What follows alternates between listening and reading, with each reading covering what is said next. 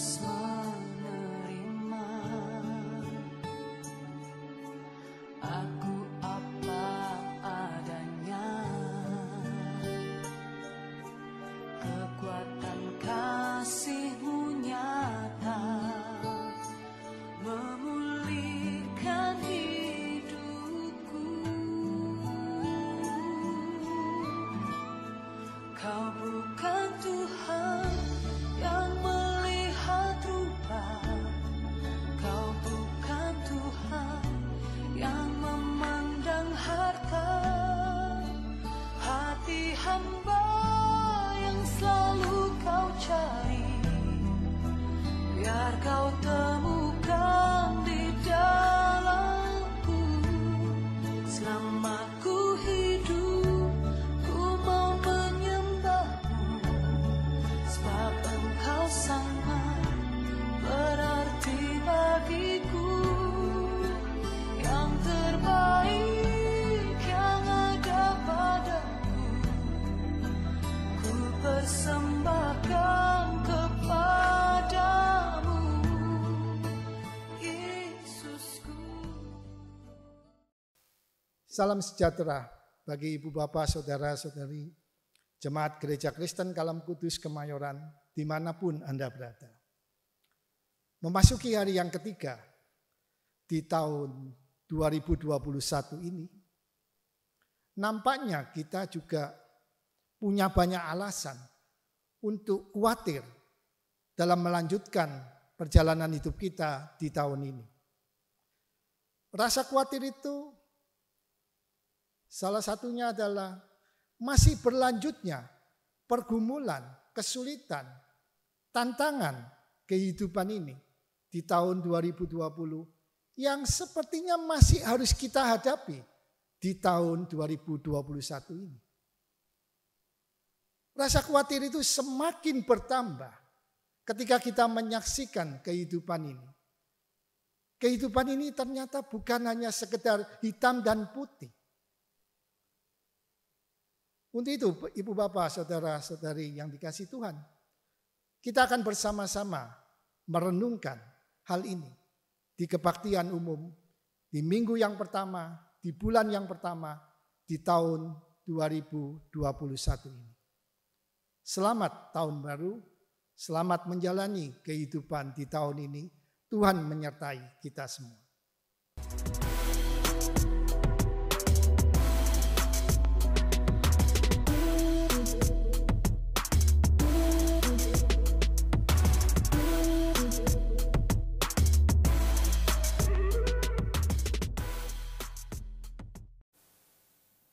Bapak, Ibu, saudara-saudariku, jemaat Tuhan yang Allah kasihi, Shalom, selamat pagi dan selamat tahun baru di tahun 2021 ini. Inilah hari yang dijadikan Tuhan. Marilah kita bersorak-sorak dan bersuka cita karenanya.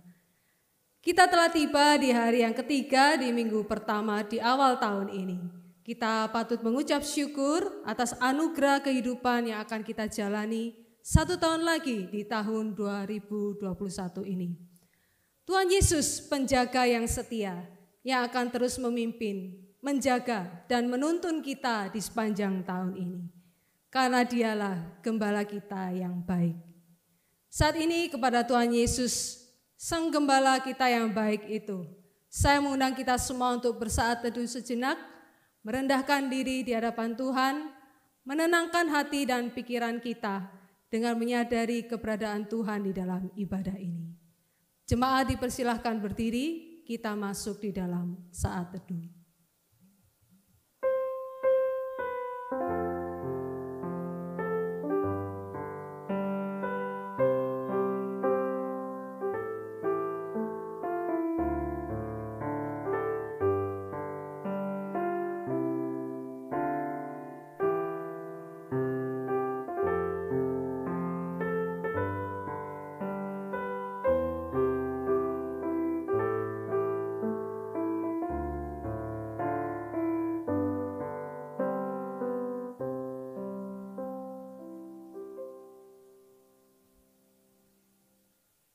Ibadah di minggu pertama pada tahun 2021 ini kita khususkan dengan pengakuan bahwa pertolongan kita adalah di dalam nama Allah Bapa Pencipta langit dan bumi, dan dalam nama Yesus Kristus, yaitu Gembala yang baik, yang telah membimbing, menuntun, menjaga, dan memberkati kita umat-Nya, serta dalam pimpinan Roh Kudus yang menyertai dan bekerja di hati kita. Anugerah dan rahmat serta damai sejahtera-Nya menyertai kita sekalian. Amin. Mari kita membaca bacaan bertanggapan di dalam Mazmur 8 ayat 1 sampai yang ke-9. Ya Tuhan, Tuhan kami, betapa mulianya nama-Mu di seluruh bumi. Keagungan-Mu yang mengatasi langit dinyanyikan.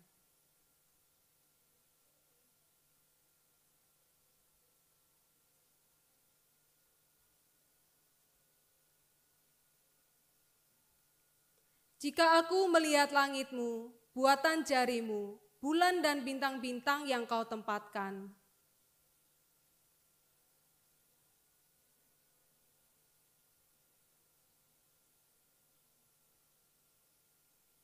namun Engkau telah membuatnya hampir sama seperti Allah dan telah memahkotainya dengan kemuliaan dan hormat.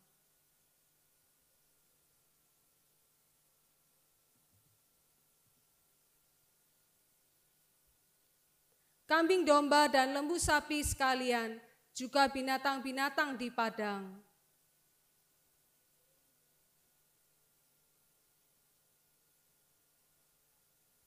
Ya Tuhan, Tuhan kami, betapa mulianya nama-Mu di seluruh bumi. Jemaat yang terkasih, Carl Boberg, seorang pendeta dari Swedia, pada suatu hari di tahun 1886 mengunjungi sebuah perkampungan yang sangat indah. Dia terperangkap di dalam hujan angin yang begitu besar, namun setelah hujan itu berhenti, dia menyaksikan langit yang begitu indah, dengan matahari memancarkan terangnya yang luar biasa, disertai dengan kicauan burung-burung di atas pohon yang begitu merdu. Suasana ini sangat menyentuh hatinya, sehingga dia jatuh tersungkur sambil mengagumi Tuhan dan karyanya yang begitu indah. Kemudian dia menulis teks sebuah lagu yang berjudul How Great Thou Art, atau Sungguh Besar Kau Allahku. Dia menulisnya di dalam 9 bait. Dan lagu ini sekarang telah diterjemahkan ke dalam berbagai bahasa dan telah menyentuh hati begitu banyak orang yang mendengarnya. Dan kiranya melalui pujian ini juga mendorong kita semua untuk menghargai karya Tuhan atas alam semesta ini. Sehingga hati kita juga dibawa untuk memuji Tuhan senantiasa. Dan juga atas karya perbuatan Tuhan yang begitu besar dan ajaib bagi hidup setiap kita. Yang mana darahnya telah menyelamatkan kita. Dan dengan kuasanya yang telah membangkitkan kita, maka sudah selayaknya lah kita meninggikan Dia dan memuliakan Dia, Tuhan Allah kita yang maha besar. Kami memuji kebesaran-Mu.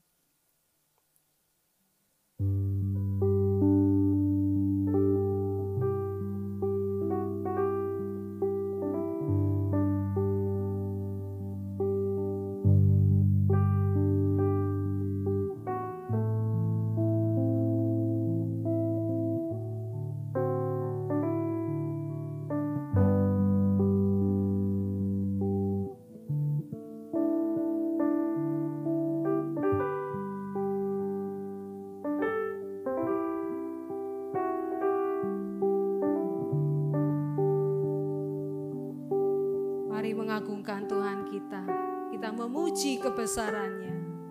Ajaib Tuhan, ajaib Tuhan.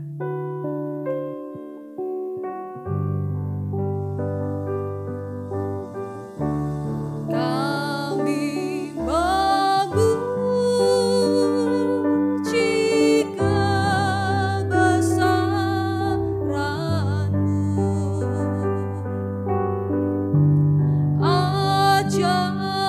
Tuhan.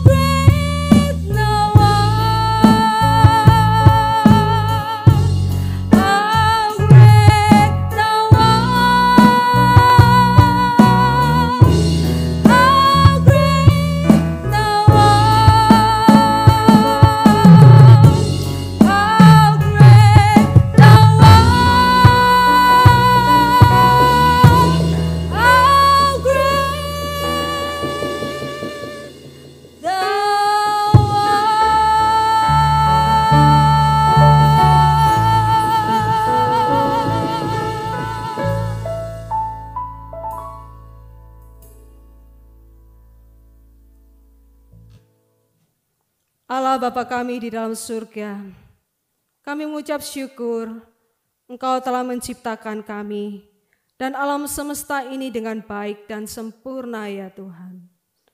Ketika kami boleh menikmati indahnya alam semesta ini, biarlah kami juga senantiasa mengagungkan Engkau atas keajaiban dan kebesaran karya-Mu ya Tuhan.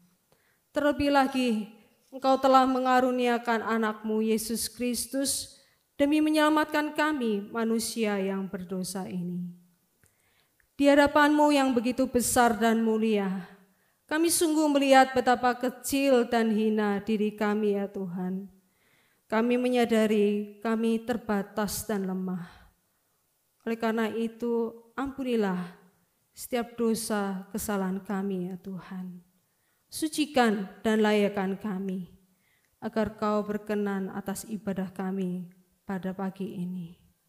Kami serahkan jalannya ibadah kami, dari awal hingga akhir ke dalam tangan kasih-Mu ya Tuhan. Bertatalah di atas setiap pujian dan penyembahan kami. Kami hendak meninggikan dan mengagungkan Engkau ya Tuhan. Karena sungguh hanya Kau yang layak menerimanya. Hanya di dalam nama Tuhan Yesus Kristus, Juru Selamat kami yang hidup, kami berdoa. Amin.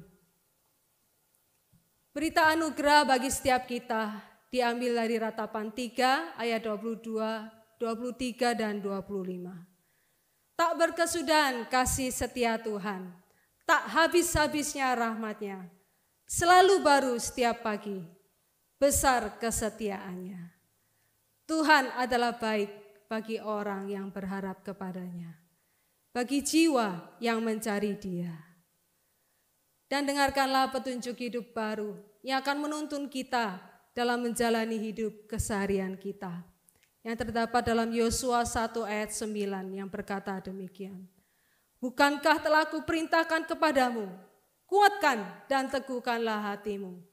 Janganlah kecut dan tawar hati, sebab Tuhan Allahmu menyertai engkau kemanapun engkau pergi.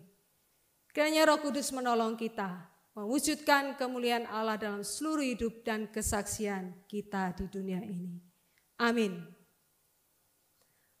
Jemaat yang dikasihi Tuhan, tahun 2021 mungkin masih akan menjadi tahun yang berat buat setiap manusia di muka bumi ini. Dengan masih adanya pandemi COVID-19, akan banyak tantangan kehidupan yang harus kita lalui. Baik itu masalah kesehatan, pekerjaan, keuangan, relasi dengan keluarga, relasi dengan sesama, bahkan relasi kita dengan Tuhan. Tapi kita patut bersyukur, kita telah memilih Yesus menjadi Tuhan dan sahabat dalam hidup kita. Dia yang setia akan selalu berada di sisi kita. Dan biarlah Tuhan juga tetap menjadi tempat untuk kita percaya dan berharap di dalam segala situasi kehidupan kita. Kita naikkan pujian, Yesus, Kaulah sahabatku, Kau sumber kuatku.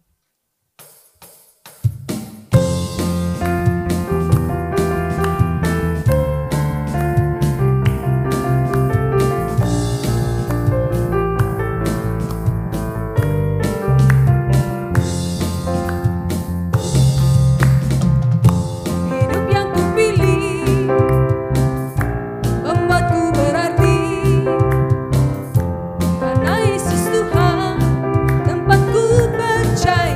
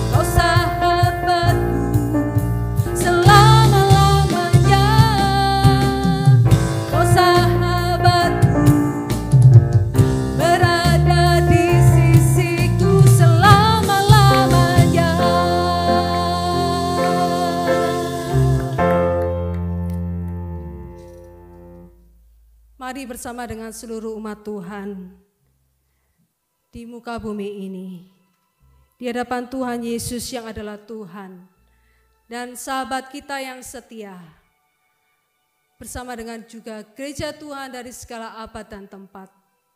Mari dengan segenap hati dan mulut kita mengikrarkan pengakuan iman rasuli. Kita mengucapkannya demikian. Aku percaya kepada Allah, Bapa yang Maha Kuasa, Khalik langit dan bumi, dan kepada Yesus Kristus, anaknya yang tunggal Tuhan kita, yang dikandung dari Roh Kudus, lahir dari anak darah Maria, yang menderita sengsara di bawah pemerintahan Pontius Pilatus, disalibkan, mati dan dikuburkan, turun ke dalam kerajaan maut. Pada hari yang ketiga, bangkit pula dari antara orang mati, naik ke surga, duduk di sebelah kanan Allah, Bapa yang Maha Kuasa. Dan dari sana ia akan datang untuk menghakimi orang yang hidup dan yang mati.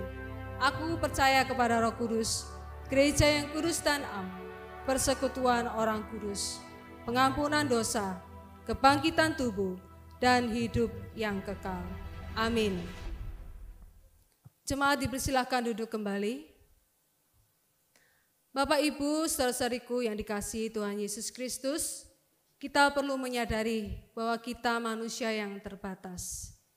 Kita perlu seseorang yang menjadi tempat sandaran yang lebih besar dan yang lebih berkuasa dari kita.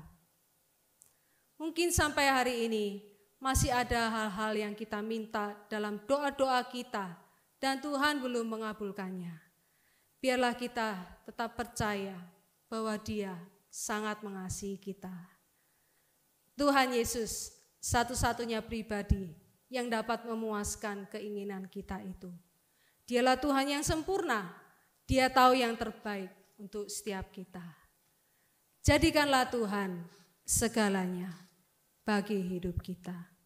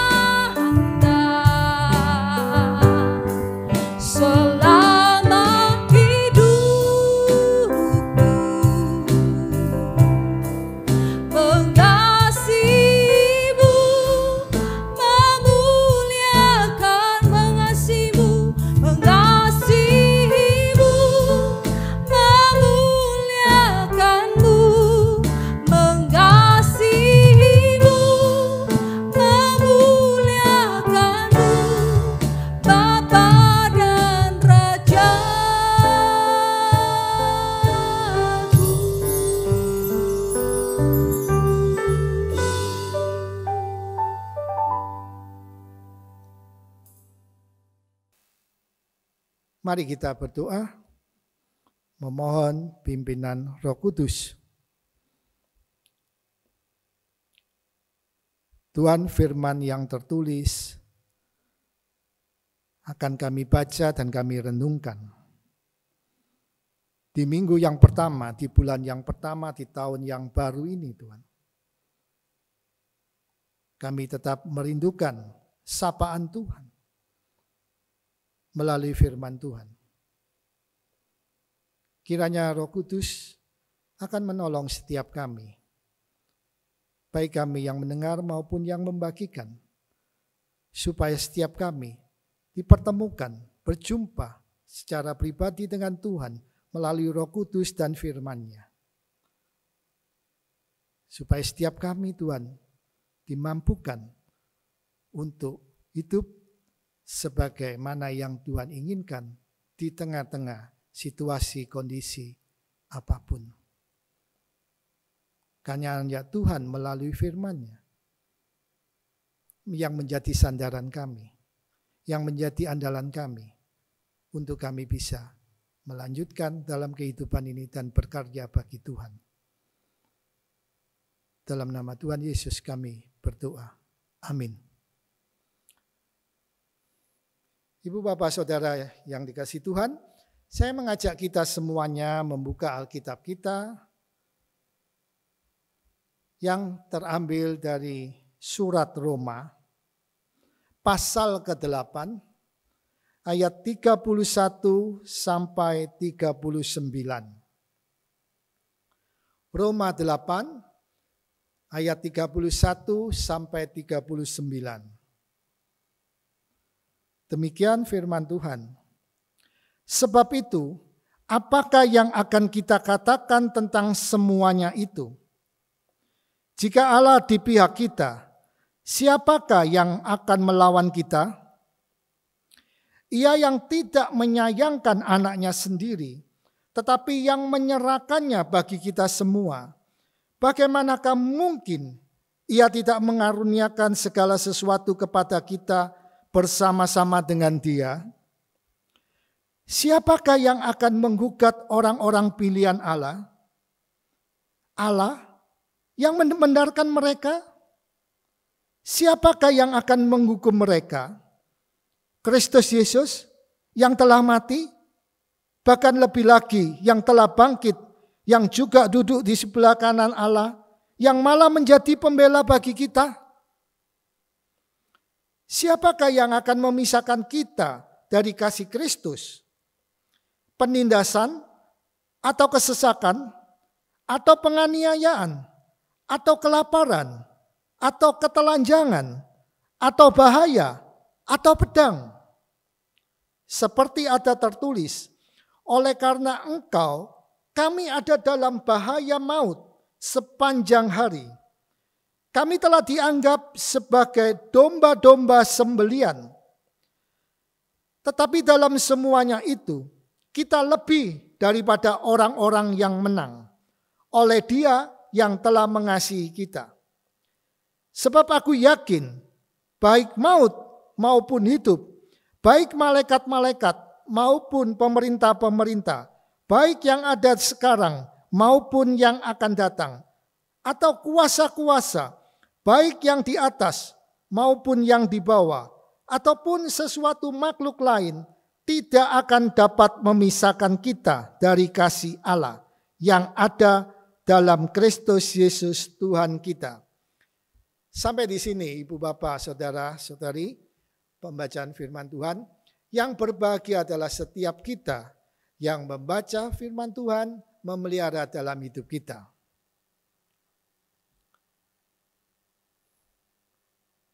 Ibu Bapak Saudara, hidup ini ternyata bukan sekedar hitam dan putih.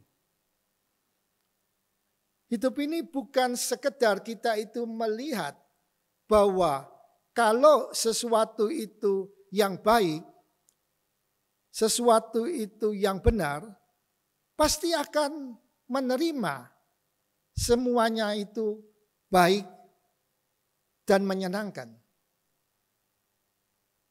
Itu bukan seperti ketika kita itu taat, ketika kita itu percaya kepada Tuhan, lalu kehidupan itu menjadi lancar, menjadi mudah. Kita tidak mengalami apa yang namanya itu pergumulan, penderitaan.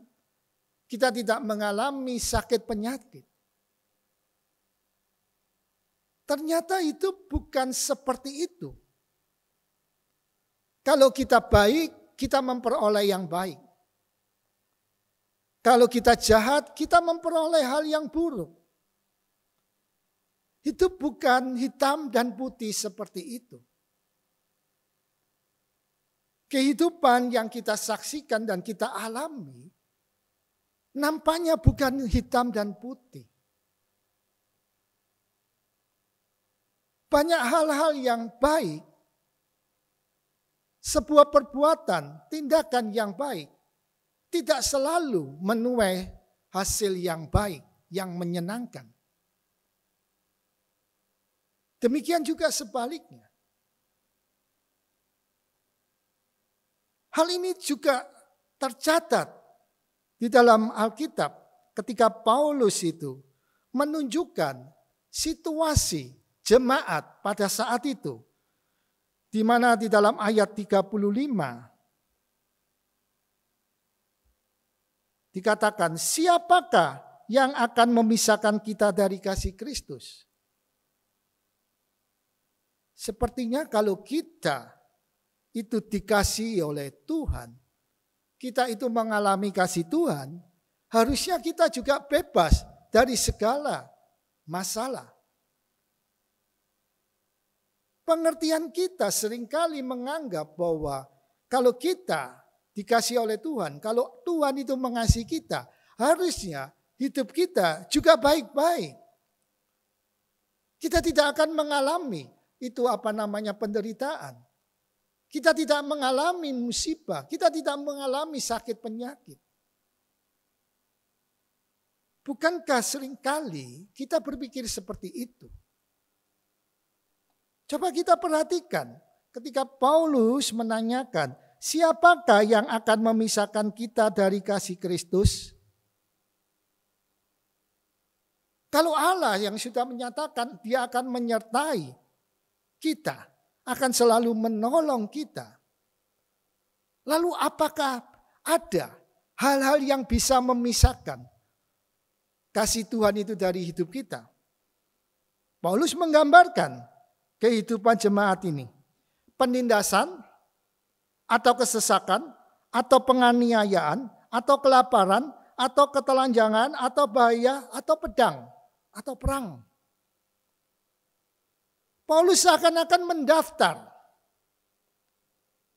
hal-hal yang buruk, situasi yang buruk, kondisi yang tidak menyenangkan, penderitaan, kelaparan, ketelanjangan, kesesakan. Lalu Paulus mengatakan bahwa semuanya itu tidak memisahkan kita dari kasih Allah di dalam Kristus. Namun apakah benar bahwa orang-orang yang dikatakan dia mengalami kasih Kristus yang tidak terpisahkan dari kasih Kristus, tidak mengalami apa yang disebutkan itu? Penindasan, kesesakan, kelaparan, penderitaan, apakah tidak mengalami hal itu karena kita dikasihi oleh Tuhan? Ternyata di dalam ayat yang ke-36, Paulus menuliskan, seperti ada tertulis, oleh karena engkau, kami ada dalam bahaya maut sepanjang hari. Kami telah dianggap sebagai domba-domba sembelian. Kondisi orang percaya, orang yang dikasihi Tuhan, itu bagaikan domba sembelian yang hanya menunggu waktu saja untuk disembelih. Berarti kondisi orang-orang yang digambarkan seperti domba itu adalah siap untuk menerima, menyambut penderitaan. Lalu bagaimana hal ini dikaitkan? Bahwa kasih Allah di dalam Kristus itu tidak terpisahkan dari kita. Artinya Tuhan masih mengasihi kita terus.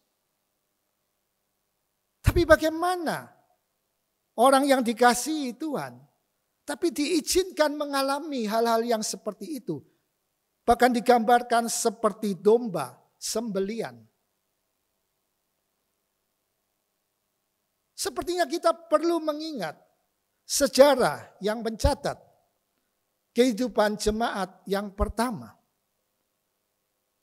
Jemaat orang-orang percaya di dalam Kristus mengalami aniaya yang cukup lama dan berat. Ketika pada masa di mana mereka menghadapi orang-orang Yahudi dengan alasan agama pada waktu itu. Ataupun ketika orang-orang Kristen sudah menyebar ke berbagai wilayah kekaisaran Romawi. Giliran kaisar-kaisar itu menindas, berbuat yang kejam kepada orang-orang Kristen. Bahkan kita mungkin tahu salah satu kaisar yang kejam pada saat itu, yaitu Kaisar Nero. Dia sengaja membakar kota Roma. Lalu dia menuduh bahwa itu perbuatan orang-orang Kristen. Sehingga dia memberikan perintah bahwa orang Kristen dimanapun, kapanpun, dan oleh siapapun boleh dibunuh. Seakan-akan menyuruh bahwa orang-orang Kristen ini harus dihabisi. Itulah kondisi orang-orang percaya pada waktu itu.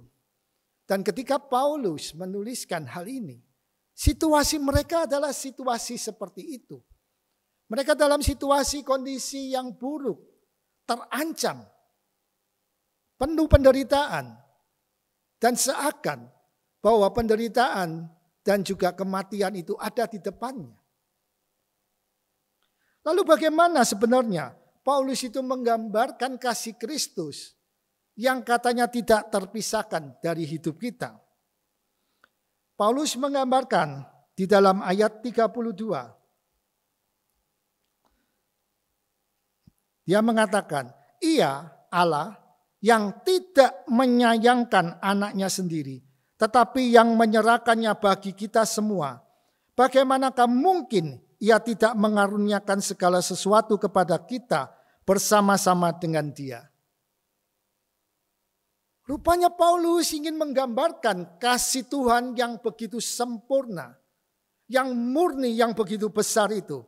Yaitu dia menjelaskan bahwa sesuatu yang paling berharga dalam diri Allah, sesuatu yang paling dikasihi, yang dicintai oleh Allah, itu diserahkan kepada kita manusia yang berdosa ini. Yesus Kristus, Putra Allah, satu-satunya. Sesuatu yang berharga sekali sebagai anak.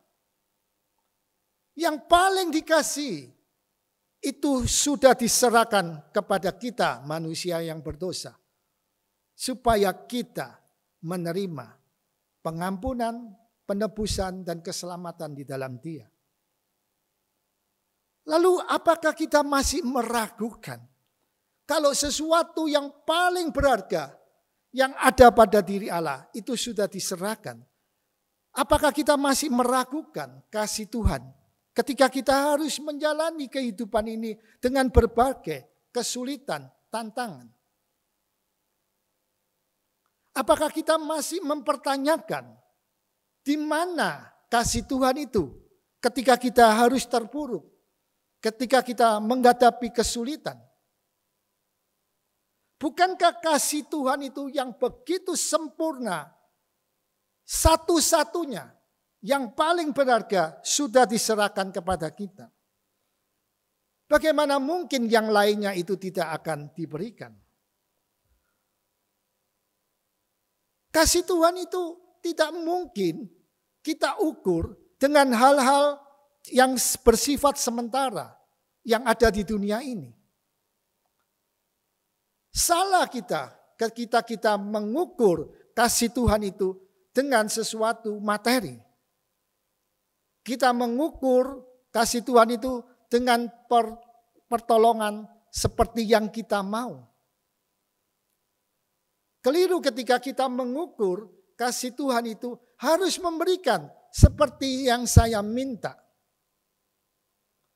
Karena apa? Karena Tuhan yang sudah memberikan yang paling berharga kepada kita. Sudah seharusnya kita mempercayai bahwa hal-hal yang lainnya, hal-hal di dalam kehidupan yang sementara ini, Tuhan pasti lebih tahu apa yang menjadi kebutuhan kita. Dan Dia pasti akan memberikan sesuatu itu yang baik bagi diri kita. Satu hari ada seorang anak remaja. Dia memang tinggal dengan ibunya sudah sejak kecil. Karena ayahnya meninggal dunia. Ibunya harus bekerja keras untuk membiayai hidup mereka.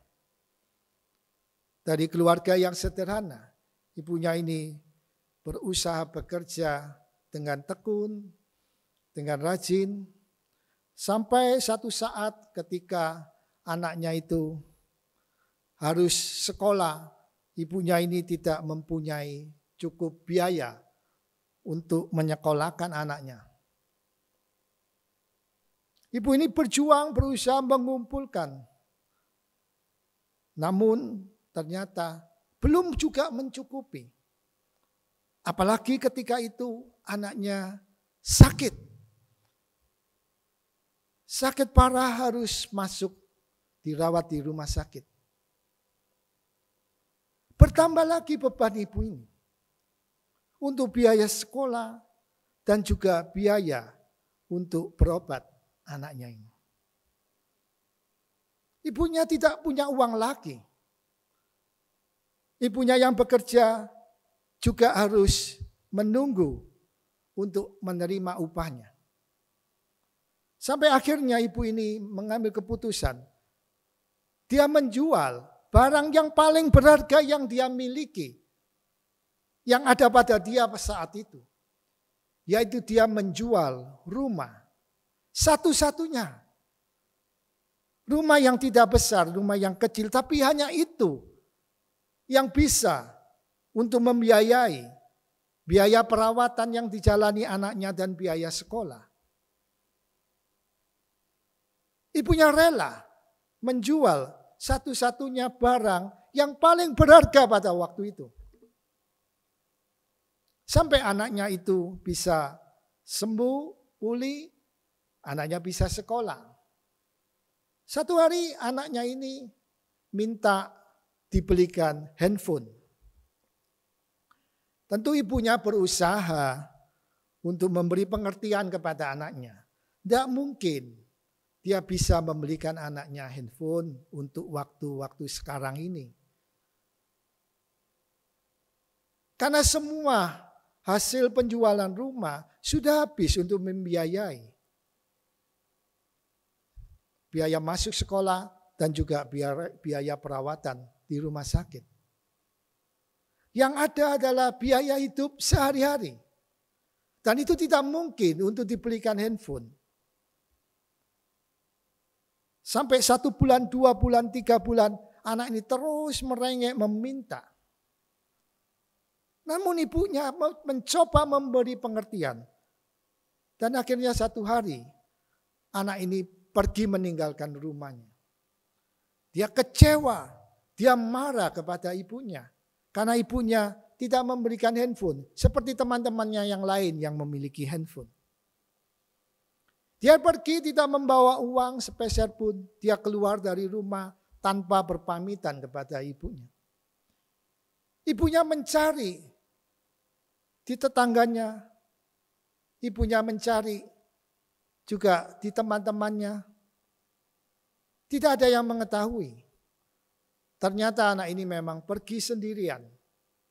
Dia menyusuri daerah di kota di mana dia tinggal. Sampai akhirnya dia itu menjelang malam. Dia mulai merasa lapar perutnya. Dia mulai merasa takut. Karena hari sudah malam dan dia agak jauh sudah berjalan dan kondisi perutnya yang lapar. Sampai akhirnya pada satu perjalanan dia melihat ada kedai orang yang berjualan mie di pinggir jalan. Kedai itu cukup ramai, banyak pengunjung, banyak orang yang makan di tempat itu.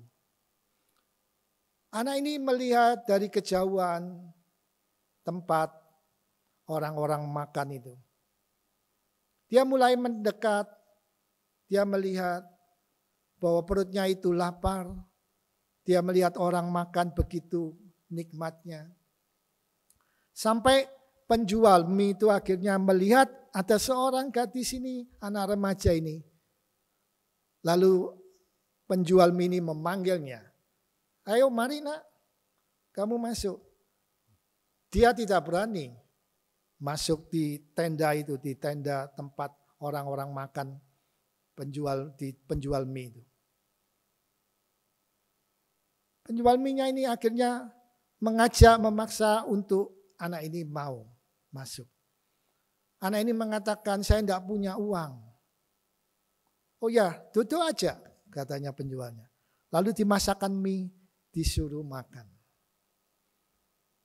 Setelah selesai, penjual mie ini bertanya, mengapa kamu berjalan sendiri sampai larut malam ini? Di mana rumahmu? Apakah kamu tidak dicari orang tuamu? Lalu anak ini menceritakan bahwa ibunya itu jahat, katanya. Ibunya itu tidak mengasihi dia. Beda dengan bapak, yaitu penjual mie-nya. Anak ini mengatakan, bapak memberikan saya mie di saat saya lapar ini. Ibu saya tidak mau membelikan saya handphone. Saya sudah minta selama berbulan-bulan, tapi ibu saya tidak membelikannya. Lalu akhirnya penjual mie ini harus mengarahkan, menjelaskan kepada anak ini. Dia mengatakan, kalau saya memberikan mie pada kamu, semangkok mie pada malam hari ini, itu tidak bisa dibandingkan dengan kebaikan daripada ibumu. Dia yang mengandung, dia yang melahirkan, dia yang merawat, memelihara hidupmu. Kamu bisa sekolah, kamu bisa hidup dengan kondisi yang baik. Bukankah itu merupakan usaha yang begitu berat daripada ibumu? Hanya karena handphone kamu lalu mengatakan ibumu itu jahat. Ibumu tidak mengasihi kamu. Sementara paman, maksudnya penjual mie-nya mengatakan, hanya baru memberikan semangkok mie kamu mengatakan baik. Sekarang katanya penjual mie ini, kamu harus pulang. Kamu harus minta maaf pada ibumu. Akhirnya anak ini berpamitan dan dia pulang. Benar, di kejauhan dia melihat sang ibunya itu menunggu dengan cemas, memperhatikan jalanan itu. Menantikan anaknya untuk kembali.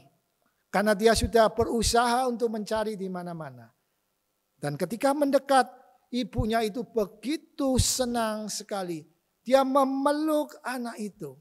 Dia mengatakan bahwa dia khawatir anaknya itu kemana.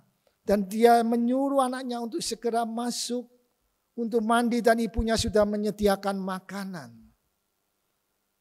Akhirnya anak itu baru ingat akan apa yang dikatakan oleh penjual mie itu. Bahwa kasih ibunya itu terlalu besar. Tidak sebanding dengan apa yang dia itu rasakan selama ini. Hanya karena tidak dibelikan handphone, dia menjadi marah dan menganggap ibunya itu jahat, tidak mengasihi dia. Ibu bapak saudara yang kasih Tuhan. Demikian juga gambaran kita. Allah yang mengasihi kita dengan kasih yang sempurna. Karena sesuatu yang paling berharga sudah diserahkan kepada kita. Yang menjadi milik satu-satunya. Anak tunggalnya. Yang dikasihinya. diserahkan untuk kita. Masakan kita masih meragukan kebaikan Tuhan? Masihkah kita meragukan bahwa Allah tidak mengasihi kita hanya gara-gara kita tidak memperoleh sesuatu yang kita minta kepada Dia? Bukankah Tuhan itu tahu apa yang sesungguhnya menjadi kebutuhan kita? Seperti anak itu. Kalau untuk sekolah, itu tentu penting. Pasti akan diberikan. Untuk berobat, itu sangat perlu. Dan itu pasti akan dipenuhi. Kalau handphone kan tidak mungkin pada waktu itu. Kan tidak mungkin menjadi kebutuhan yang utama. Demikian juga Ibu Bapak Saudara. Kasih Tuhan yang sudah dicurahkan bagi kita. Sesuatu yang paling berharga sudah diberikan kepada kita. Tentu hal-hal yang lainnya yang tidak kita terima bukan berarti Allah tidak mengasihi kita. Allah mengasihi kita untuk hal-hal yang lainnya yang bersifat sementara yang di dalam dunia ini, yaitu materi, mungkin kesehatan, kekuasaan, kekayaan ataupun apapun. Semuanya itu tidak sebanding dengan kasih Allah yang menjadi kebutuhan kita. Bukan hanya hidup saat ini, tetapi juga hidup dalam kekekalan. Yang kedua, Paulus menggambarkan kasih Tuhan itu bagaikan proses pengadilan. Di mana Paulus itu menjelaskan di dalam ayat yang ke-33. Siapakah yang akan menggugat orang-orang pilihan Allah? Jelas, kita itu seharusnya menjadi orang yang tergugat. Kita menjadi orang yang terdakwa. Dan Allah menjadi jaksa penuntut. Sedangkan Kristus itu menjadi hakim yang memvonis. Tapi kita melihat gambaran Paulus di pengadilan ini. Proses pengadilan yang dirasakan. Bahwa orang-orang percaya yang seharusnya itu tergugat. Dan Allah yang menggugat. Ternyata justru Allah membenarkan. Dikatakan, siapakah yang akan menggugat orang-orang pilihan Allah? Allah yang membenarkan mereka. Allah yang seharusnya menuntut pertanggungjawaban atas dosa kita. Tapi justru Allah yang membenarkan. Jaksa yang menuntut justru membenarkan. Lalu dikatakan siapa yang akan menghukum mereka? Ini berbicara masalah hakim yang menghukum, yang memvonis. Dikatakan Kristus Yesus yang telah mati, bahkan lebih lagi yang telah bangkit. Yang juga duduk di sebelah kanan Allah, yang malah menjadi pembela bagi kita. Ini pengadilan macam apa? Di mana Kristus yang adalah hakim, yang memvonis kita umat manusia yang berdosa ini. Justru dia menjadi pembela kita. Allah yang menuntut sebagai jaksa, dia membenarkan kita, orang berdosa. Kristus yang adalah hakim yang menjatuhkan hukuman, justru dia menjadi pembela. Lalu itu yang menunjukkan bagaimana mungkin kita itu masih meragukan kasih Tuhan. Kita yang terpuruk, kita yang seharusnya memperoleh hukuman itu, justru kita dibebaskan, kita dibenarkan, bahkan kita dibela. Sehingga kasih Tuhan yang begitu besar, yang paling berharga sudah diserahkan kepada kita. Bahkan kita yang seharusnya menanggung dosa, hukuman dosa dalam kekekalan, justru semuanya itu sudah dibebaskan oleh kasih Tuhan di dalam Kristus. Lalu bagaimana sesungguhnya kita menjalani kehidupan di tahun yang baru dengan bergantinya kalender yang baru, namun juga persoalan masalah masih yang lama, masih mungkin mengikuti dan akan kita hadapi. Dengan keyakinan akan kasih Tuhan yang begitu besar, yang begitu sempurna di dalam Kristus Yesus, kita menjalani kehidupan ini, jangan pernah kita itu membandingkan dan kita mempertanyakan ketika kita tidak memperoleh apa yang kita minta. Karena Tuhan memberikan apa yang kita butuhkan, yang terbesar, yang terutama sudah diberikan kepada kita yang percaya. Seharusnya tidak ada lagi gambaran dalam diri kita bahwa ada sesuatu yang memisahkan kita dari kasih Tuhan. Bahwa ketika kita itu bergumul dengan kesehatan kita belum disembuhkan. Jangan mudah kita mengatakan bahwa Allah tidak mengasihi kita. Allah mengasihi kita. Loh, lalu bagaimana dengan sakit penyakit saya yang belum disembuhkan? Allah mengasihi kita. Allah tetap mengasihi kita. Kasih-Nya tidak terpisahkan. Namun Allah ingin supaya kita juga bisa bertumbuh di dalam pergumulan kesehatan itu. Ketika kita meminta sesuatu yang kita anggap ini adalah sesuatu yang penting dalam hidup saya. Saya harus berhasil dalam pekerjaan saya. Mungkin kita belum menerimanya pada saat itu. Hal itu bukan berarti bahwa Allah sudah tidak mengasihi saya. Bahwa Allah itu sudah meninggalkan saya. Tidak. Kasih Allah tidak terpisahkan dari kita. Mau kita mengalami pergumulan apapun, mau kita menghadapi situasi, kondisi yang terburuk sekalipun, kasih Tuhan tidak memisahkan, tidak terpisahkan dalam hidup kita. Dan kita perlu menyadari bahwa tidak ada apapun, baik itu kuasa apapun, ataupun kondisi seburuk bagaimanapun, yang dapat memisahkan kita dari kasih Tuhan. Karena Dia sudah memberikan yang paling berharga, yang terbaik, yang menjadi kepunyaannya satu-satunya.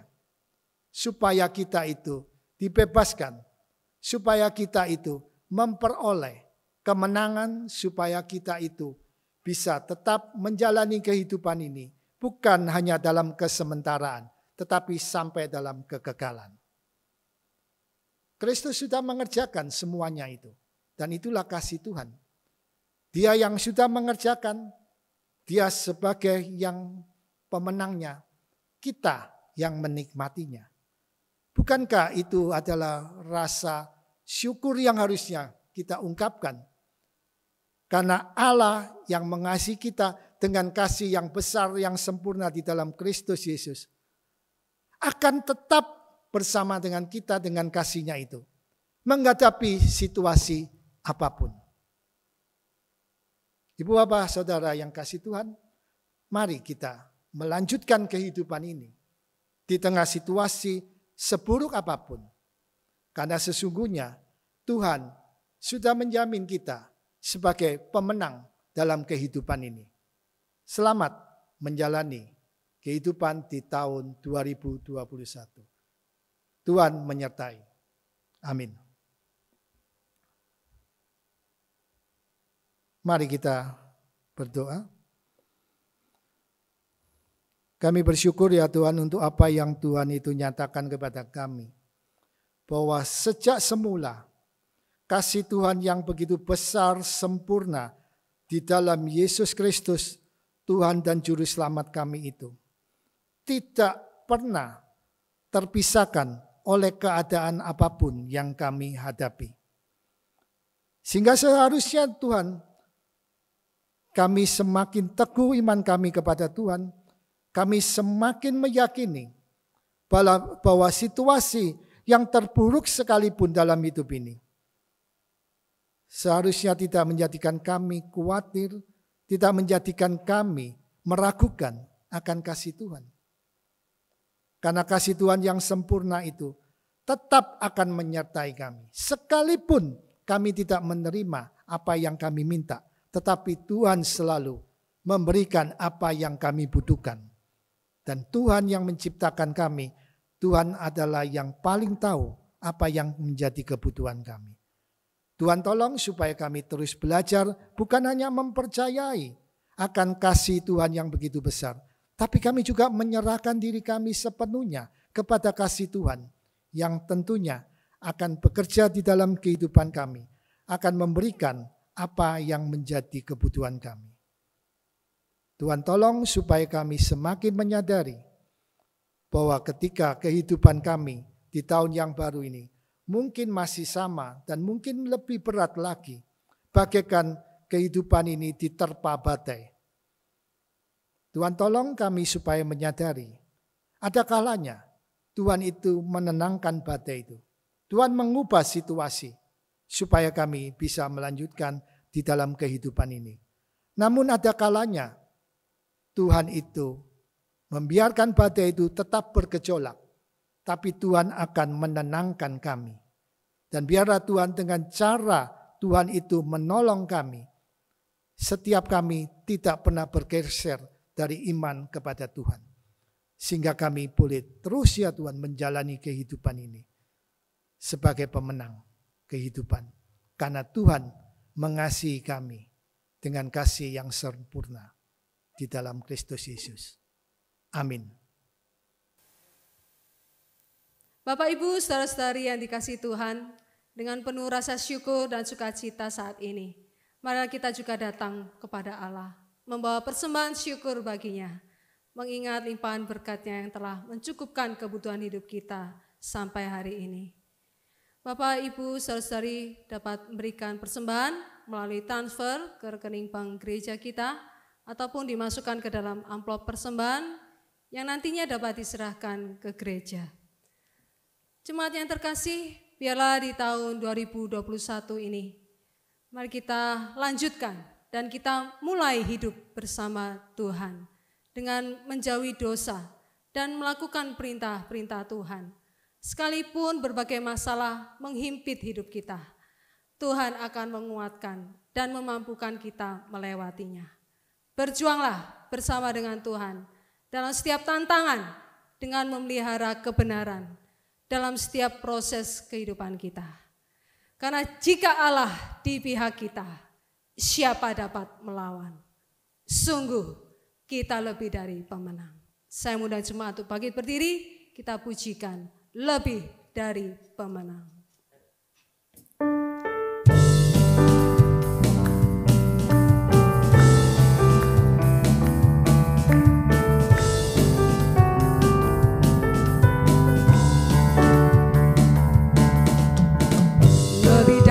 Pemenang dalam segala perkara, iblis tadi kalahkan oleh kuasa darahnya. Jika Allah di pihak kita, siapa dapat melawan? Kita lebih dari pemenang,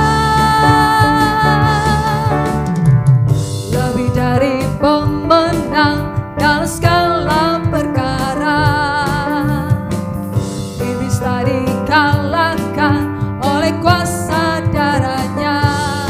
Jika Allah di pihak kita, siapa dapat melawan?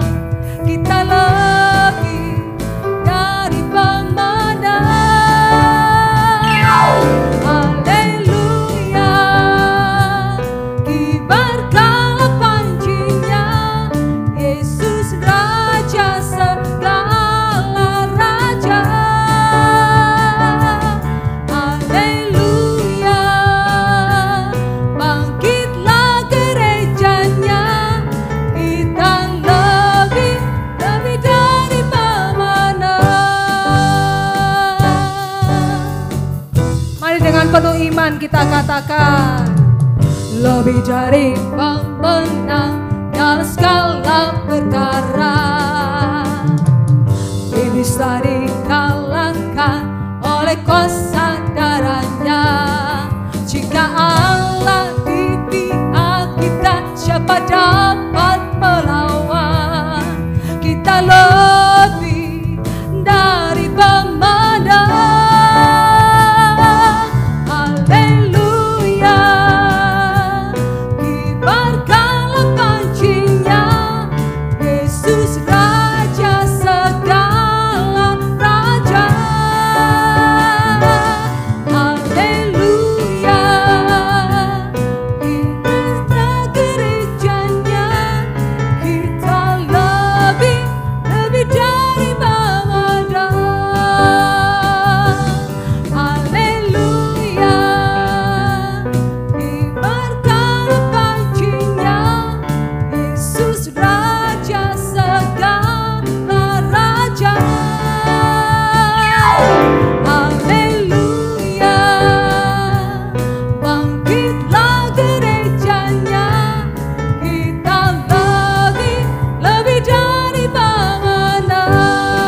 lebih, kita lebih dari pemenang. Sekali lagi, kita lebih dari pemenang.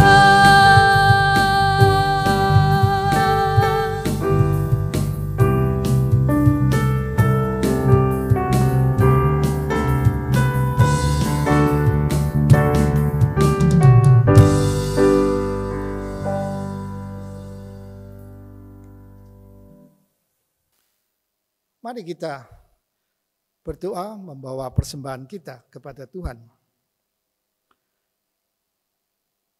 Tuhan, kami ingin terus belajar mengucap syukur kepada Tuhan. Karena hidup, fasilitas hidup, dan segala pemeliharaan Tuhan di dalam kehidupan kami. Yang terus-menerus kami alami. Bahkan kasih pemeliharaan Tuhan itu tidak pernah terpisahkan dari kehidupan kami. Untuk itu Tuhan, ketika kami ingin menyatakan rasa syukur kami mengumpulkan persembahan ini. Masing-masing Tuhan dari rumah, ataupun kami kumpulkan, yang akan kami bawa persembahan itu ketika kami bersama-sama kembali di gedung gereja. Kiranya Tuhan sendiri yang berkenan untuk setiap kami yang mengambil bagian dalam persembahan ini. Dan biarlah semuanya itu boleh Tuhan pakai untuk melanjutkan pekerjaan Tuhan melalui di tengah-tengah jemaat di tempat ini. Di dalam nama Tuhan Yesus kami mohon doa ini. Amin. Mari kita bersama-sama kita naikkan syafaat kita. Tuhan, sebagai pribadi dan sebagai gereja, kami ingin bersyukur kepada Tuhan. Karena sesungguhnya kehidupan yang kami jalani di tahun yang lalu tidaklah mudah. Kami semuanya terkejut ya Tuhan dengan situasi kondisi yang ada. Kami juga harus berjuang. Kami harus mengumpulkan semuanya itu. Kami harus memulai sesuatu yang baru yang berbeda dari kehidupan sebelumnya. Namun kami bersyukur ya Tuhan, dalam perjalanan kehidupan yang seperti itu. Kasih Tuhan, pertolongan Tuhan, begitu terus kami rasakan. Bahkan Tuhan menopang hingga kami boleh bertahan dan kami tetap sanggup melanjutkan kehidupan ini. Untuk itu kami bersyukur ya Tuhan, untuk kesehatan yang Tuhan anugerahkan. Sekalipun kami juga terkadang kami harus mengalami rasa sakit, penurunan kondisi tubuh kami. Tapi kami bersyukur Tuhan juga merawat, Tuhan juga mendampingi kami. Sehingga Tuhan berkenan juga memulihkan kondisi kami. Kami juga bersyukur bahwa Tuhan juga memelihara iman yang Tuhan anugerahkan. Sehingga dengan iman itu ya Tuhan, kami bukan hanya meyakini akan keberadaan dan juga karya Tuhan, tetapi kami juga bisa hidup melalui iman kepada Tuhan itu. Kiranya Tuhan sendiri yang memelihara, Tuhan sendiri yang menumbuhkan iman, pertumbuhan iman kami akan pengenalan Tuhan. Sebagai pribadi dan sebagai gereja juga, kami juga membawa Tuhan pergumulan kami, khususnya masuki tahun 2021 ini. Kami mohon pimpinan Tuhan kepada majelis jemaat, kepada komisi yang ada di tengah jemaat. Kiranya Tuhan mulai menyertai, memimpin ya Tuhan, supaya kami mulai memikirkan, merumuskan programnya yang sesuai, yang terukur dengan kondisi yang ada, yang bisa menjangkau seluruh jemaat. Kiranya Tuhan memimpin, mempersiapkan, khususnya majelis jemaat di tempat ini. Dan juga dalam rangkaian Tuhan, khususnya untuk pemanggilan anggota majelis jemaat yang sudah seharusnya Tuhan kami bisa bersama-sama memulai melengkapi majelis jemaat yang ada. Kiranya Tuhan mempersiapkan orang-orang yang sudah Tuhan persiapkan untuk bersama-sama di tengah-tengah jemaat ini untuk berkarya di kemajelisan. Kami mohon biarlah Tuhan sendiri yang terus akan memimpin, mempersiapkan semuanya. Kami juga berdoa Tuhan untuk komisi-komisi yang ada di tempat ini. Baik itu komisi wanita, komisi anak, dan tentunya juga komisi pemuda remaja. Yang semuanya ya Tuhan perlu pembaruan, perlu semangat yang baru dari Tuhan melalui kami-kami ya Tuhan yang sudah Tuhan tempatkan. Dengan situasi kami pelayanan dalam bentuk daring, kiranya Tuhan juga tetap menyertai, supaya setiap kami juga boleh memberikan bagian yang berkenan di hadapan Tuhan. Sehingga kami semuanya bertumbuh bersama-sama jemaat di tempat ini. Kami saling membangun, kami saling menguatkan. Tuhan kami juga berdoa untuk situasi, keberadaan negara masyarakat di Indonesia ini, di mana Tuhan menempatkan kami di tengah-tengahnya. Biarlah Tuhan dalam kondisi seperti saat ini, kasih pimpinan Tuhan itu menyertai pemerintahan yang terpilih yang sudah Tuhan pimpin selama ini.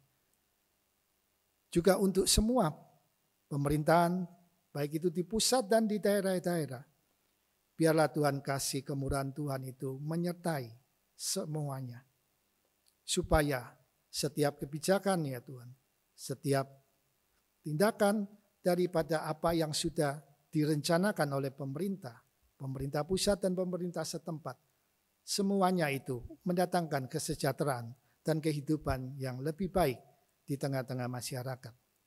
Biarlah Tuhan sendiri juga berkenan terus mengontrol, menjaga stabilitas kehidupan sosial, politik, dan juga ekonomi di negara kami. Dan biarlah melalui pemerintah, melalui tim yang sudah Tuhan bentuk, yang sudah Tuhan persiapkan untuk menanggulangi wabah virus corona, biarlah Tuhan sendiri yang terus juga menyertai semua, supaya semuanya boleh bekerja Tuhan dengan baik, dengan pertolongan daripada Tuhan, sehingga nantinya Tuhan keberadaan masyarakat kami sebagai bangsa Indonesia, kami boleh hidup kembali dengan kondisi yang sehat. Kami mohon semuanya ini ya Tuhan di dalam nama Tuhan Yesus Kristus, Juru Selamat kami. Amin. Segala sesuatu adalah dari Dia, dan oleh Dia, dan kepada Dia. Bagi Dialah kemuliaan sampai selama-lamanya. Doksologi.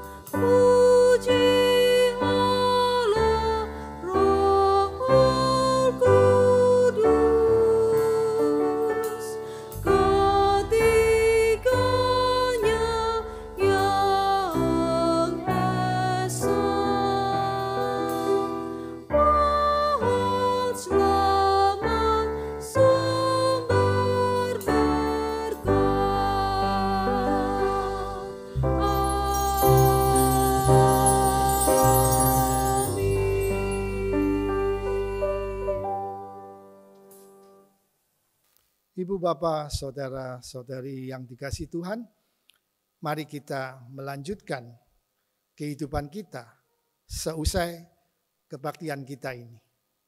Yaitu kita melanjutkan kehidupan ibadah kita di tengah-tengah dunia ini. Untuk itu mari kita mengarahkan hati kita menyambut berkat Tuhan. Kasih karunia dan damai sejahtera dari Bapa di surga, keselamatan dari Tuhan Yesus Kristus, dan persekutuan dengan Roh Kudus menyertai kita dari sekarang sampai selamanya. Amin.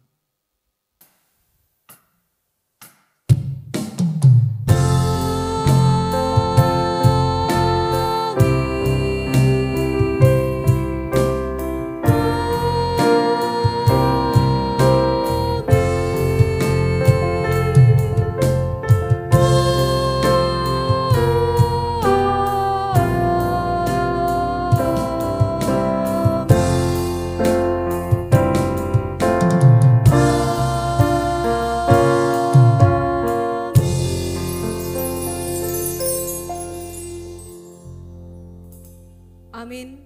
Jemaat dipersilakan duduk. Silakan mengambil saat teduh. Simaklah beberapa pengumuman berikut. Selamat hari Minggu. Tuhan Yesus memberkati.